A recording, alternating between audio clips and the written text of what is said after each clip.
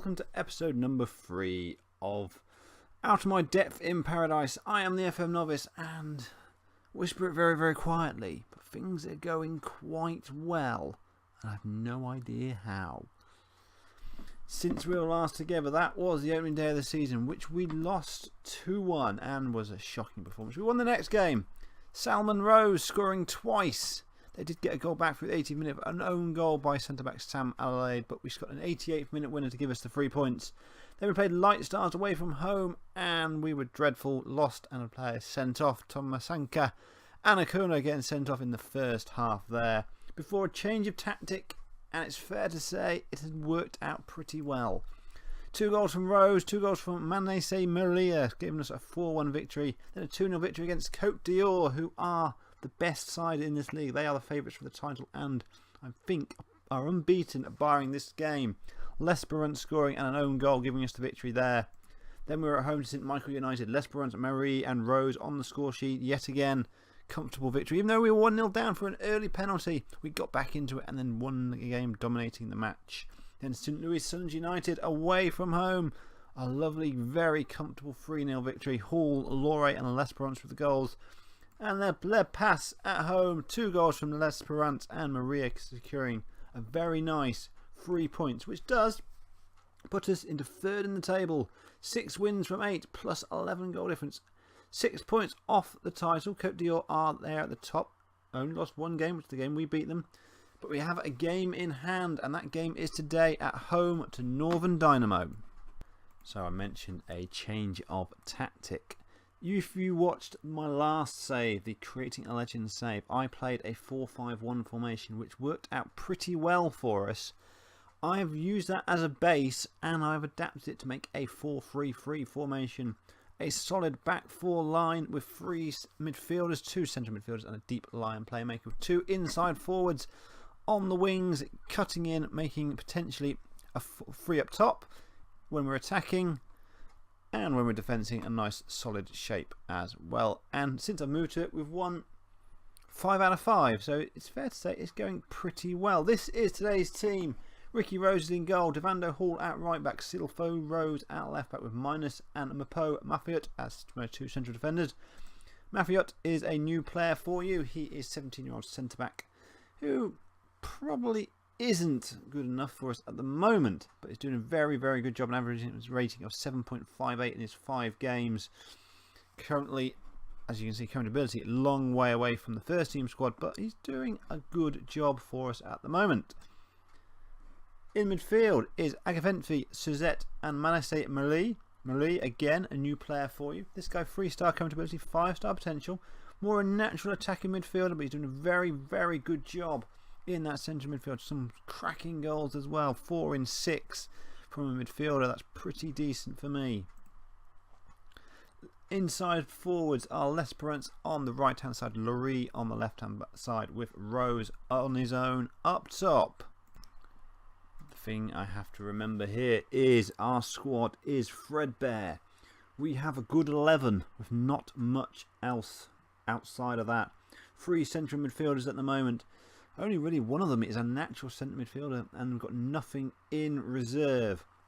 So injuries could really decimate us, but we are certainly overperforming so far this season, even though this game has been a relatively quiet opening 22 minutes. But we have a highlight now. Rose looks to break through. He's through into the box and he shoots, and it's a good save from Hall in the goal. In other news, we have improved our youth recruitment. We are now at a basic level, which is 1 off the bottom of the list, which is a positive start for us. We have no money to improve any other facilities, so it is good that we can improve the recruitment. As Minus scores his first goal for the club, a deep corner from Laurent found Minus around the penalty spot and headed the ball home. I was going to show you the replay, but then I remembered to turn replays off for this save. We have another attack. L'Espérance looks like to be it, and L'Espérance should really have scored, but he's forcing his shot wide. He's gotten to so many good positions this season, and the amount of goals he's scored shows you he's doing a good job, even though his finishing is really, really poor. But it doesn't matter. We're 1-0 up at half time, and Minus with the goal. Northern Dynamo haven't really been involved in this game. A dominant performance from us with 66% possession, which is systematic to what we've been doing so far this season since we changed to this 4-3-3-esque type formation. If you're interested in getting the original formation, the 4-5-1 that I used, it is in the description below. Please do use it because it is a very nice formation if you like that sort of thing. I'm going to tell the boys they're doing well, but they can do a little bit better. Just making a note that Mafiot is not doing a very good job at 6.4, and the midfield is not doing great either. But as I said, I don't really have much choice in reserve, so we're going to stay as we are into this second half, hoping that the boys can just keep things going as they have done so far. And breathe. Long ball over the top. This will probably just be the highlight to start the half, and there we go. It has ended. Northern Dynamo are a relatively decent side of this level. They've started off very, very poorly, but they've been on a good run of form themselves. They've won 3 of the last 4 games, so are riding up the table, but hopefully we can do the job today. Suzette is on the ball, looking for options down the left-hand side, but it's turned back inside to L'Espérance. L'Espérance slowly driving in. Marie's got options on the right. Can he find his man? He can find Hall. Hall now back to Suzette. Hall down on the touchline. He puts the ball in the box. L'Espérance touch, and Macan L'Espérance drives the ball home. That is a good bit of play from us. We were patient. We built it up well. Found L'Espérance in the box, and he drove the ball home to make it 2-0 early on in the second half. And you would hope, tempting a lot of fate here, that should be enough to make sure they can get a goal back for Ricardo Appienti. We did not deal with that attack very well. It fell to Aganenfi and he forced the ball home. Mafiot is having a 5.9, so he is going to be hauled off. And Adelaide is going to come on, who is not really better than him, but who knows, a fresher pair of legs on there might work out for us. I am noticing in this save, with the standard of quality of players we've got, that the first touch is abysmal and there are so many mistakes. It is quite scary.